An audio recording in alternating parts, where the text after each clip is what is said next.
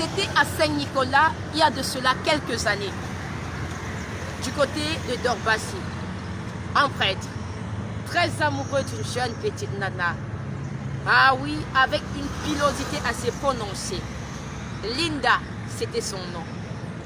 Alors, le père Hervé et le père Desmond étaient tous deux amoureux de cette jeune petite choriste. Alors, le père Hervé a dit: ma chérie, je t'aime. Je vais devoir te prendre en charge. Chose promue, chose due.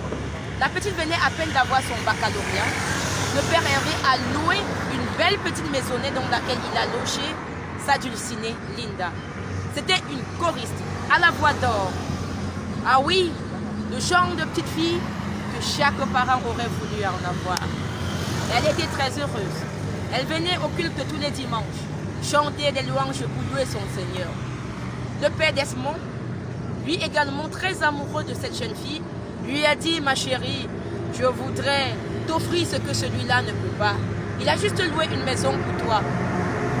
Mais, cependant, je voudrais t'offrir un duplex. Trouve un petit terrain à toi là. Je vais devoir m'efforcer à hisser une belle maison dessus qui sera ta propriété à toi.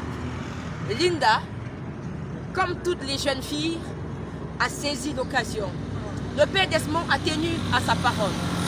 Il a construit une belle petite villa du côté de Yassa à Linda.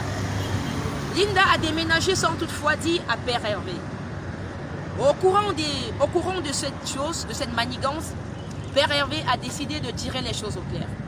Il est parti voir son ami Desmond et lui a dit: à partir du jour d'aujourd'hui, les choses vont changer. Lui, père Desmond célébrait la messe de 6 heures. Un dimanche matin à 6 heures, lorsqu'il était en train de célébrer la messe, père Hervé est allé déconnecter, disjoncter le compteur. Ce qui fait qu'il y avait un silence de mort à l'église. Ah, nos églises au Cameroun et ailleurs, on aurait tout vu ici. Alors, quand il est sorti, il a demandé au catéchiste d'aller regarder. Il est arrivé, il a trouvé son ami son confrère, père Hervé là-bas, et il lui a demandé: père, pourquoi tu as interrompu? Il lui a dit: vous faites la messe ainsi. Ainsi parle l'Éternel. Il est rentré et il ne pouvait rien dire à Desmond. Il a simplement dit: mon père, il faudrait qu'on continue. La panne, elle est sérieuse. Quand père Desmond a fini, Hervé l'a récupéré et lui a dit: je commence à te faire payer ce que tu as fait. Linda était ma propriété, tu me l'as enlevée. Et il lui a dit: Linda, si elle a été belle à tes yeux, elle a été belle aussi à mes yeux. J'ai mieux proposé et j'ai gardé la fille. Bon, maintenant, tu n'as qu'à pleurer. Elle porte mon bébé, j'en suis très heureuse. Je serai père. Et ça n'enlèvera rien sur ma casquette de prédicateur. Tu as compris? Je demeure prête. Il lui a dit: le challenge est lancé. On va aller jusqu'au bout. Alors, l'histoire était très belle. À 8 heures, quand père Hervé a commencé sa prédication, Desmond a dit: je te joue le grand tour.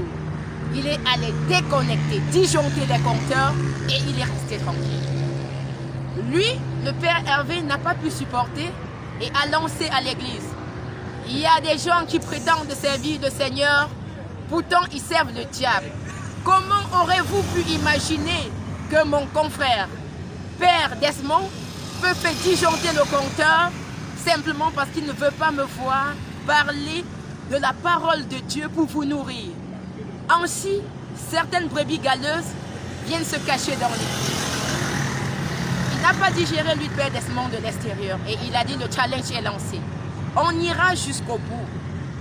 Le lendemain, les deux se sont crêpés les chignons au point où les fidèles se sont posés des questions.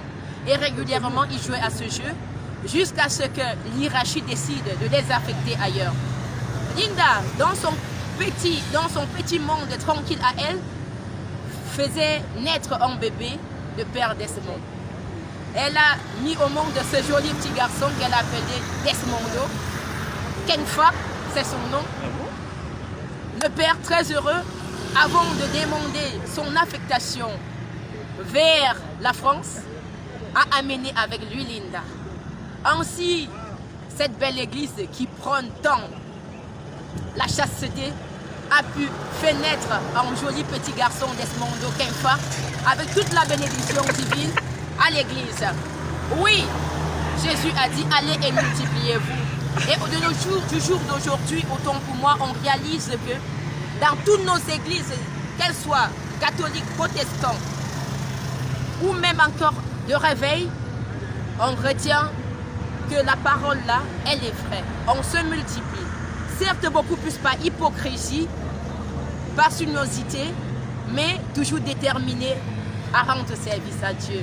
Je ne vais pas juger les hommes de Dieu, parce que je sais une chose, les robes semblent être très belles, mais il y aura toujours un pantalon à l'intérieur. Ainsi, l'érection parle selon la parole divine. Entre être et paraître, je demeure.